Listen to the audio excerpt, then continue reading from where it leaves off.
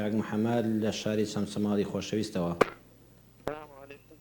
عليكم السلام ورحمة الله وبركاته. كاك محمد جان جاني شيرين جنابتان سون شكر باشم براكم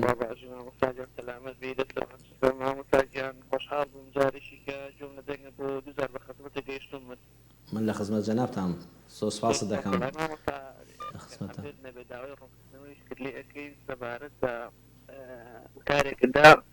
باسی حەدیثێکت کردەوە خۆم جملێ بووە لەناو خەڵکی شاباوە ئەوەی کە جبرائیل عەلەیهی السەلات وسەلام چێ بۆ ماڵی پێغەمبەری خوا صلی الله عەلەیهی وسەلەم فاتیمە دەرگاکە ئەکاتەوە پێی ئەڵێ میم کەمەمەد لە ماڵە ئایا ئەوە مەلاکان تر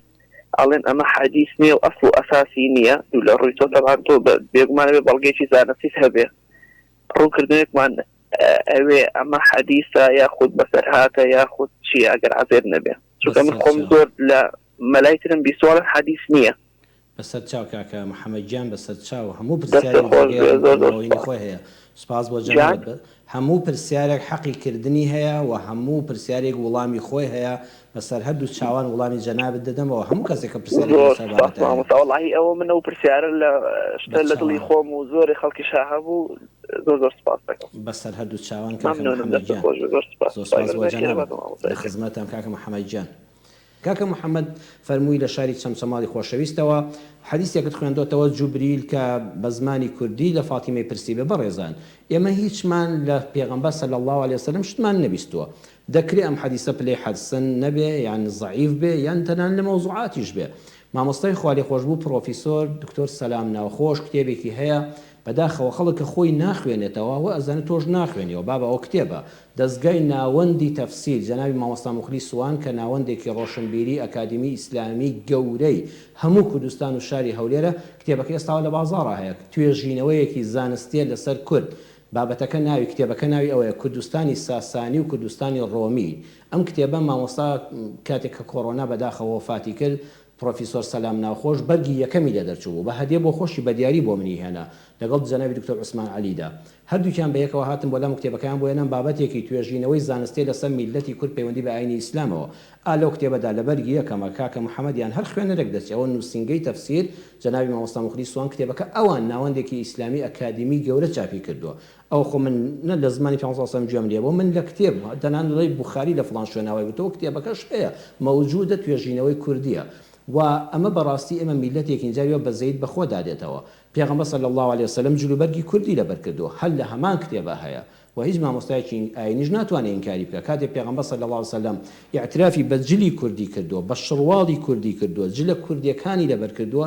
زۆر ئاساییە زمانی کوردیش یعنی ئێمە میلەتێکین میلەتە گەورەکانی جیهانین میلەتەکانی پێش ئاینی ئیسلامین ئەوەندە خۆمان پێ بچووکە من نەڵم نەتەوە پەرست بین نەتەوە پەرست نین بەڵام دەبێت سۆزی نەتەوەشمان بۆ خۆمان هەبێ فەرمودەی پێغەمبەر صلی الله علیه وسلم ئەگەر وانە بێ گوناهێکی گەورەیە بەڵام ئێمە هەمووی لە کتێب وەردەگرین من هیچ کات لە وتارێکی خۆمە بیرم نایە ڕۆژێک بە بیستن لە فڵان کەس شتێکم وەرگرت بێ ئیلا کتێبەکەم لایە وە کتێبەکەشم پێوتن کوردستانی ساسانی کوردستانی ڕۆمی نووسینی توێژەری بواری فکری ئیسلامی پرۆفیسۆر دکتۆر سەلام ناوخۆش مامۆستای زانکۆی سەلاحەدین خوای گەورە لە گوناهی ئێمە شەویش خۆش بێ 2020 چۆ وفاتی کرد و چۆ بەربارەگای خۆی کتێبەکەش ئێستا لە بازاڕ هەیە بەرگی یەکەمێتی بەداخەوە بەرگی دۆم ئەوانەی دەرنەچوون هەمووی تێدایە جوبریلی ئەمینی وەحی ئاسمان دڵنیابن زانوێتی زمانی کوردیش چییە گەلی کوردیش چییە خوای گەورە خۆی ئێمەی بە کوردی خەڵق کردووە و پێغەمبەری ئیسلام صلی الله علیه وسلم سەحابەی کوردی هەبووە لە کوردستانەوە چوونە خزمەتی زمانی کوردی ئاشنا بووە و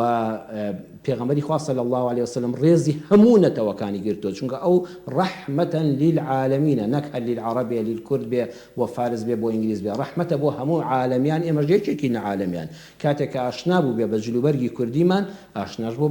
بە زمانی نەتەوەییمان تەنان دەگە ئەو حەدیسە ڕاستیش نەبێ هیچ خلافێکی عەقیدە و بیر و باوەڕ و عەقایدی ئیسلامی تێدا نییە ومن تەنها ئەوەندەم لەسەر نەقلی کتێب و نووسەرێکی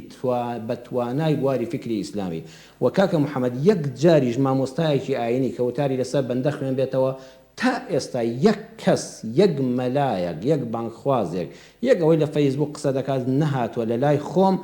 لە لام دانیشێ بڵێ مامۆستاوەرە بە ئەو کتێبم نیشاندا بەداخەوە بەس ئەو بابەتەکەی کتێبەکە کاکە محەممەد لە کتێبخانەی ئیسلامیدا لە کتێبخانەی ڕێنوێنی سلێمانیش لەم مەسافەیەدا لەوێ بووم بینیم و لە کتێبخانەکانی تریشدا هەیە کوردستانی ساسانی و کوردستانی ڕۆمی لە نووسینی زانای پایەبەرزی کورد توێژەری فکری ئیسلامی و مێژووی نەتەوەیمان پرۆفیسۆر دکتۆر سەلام ناوخۆش مامۆستای زانکۆی سەلاحەدین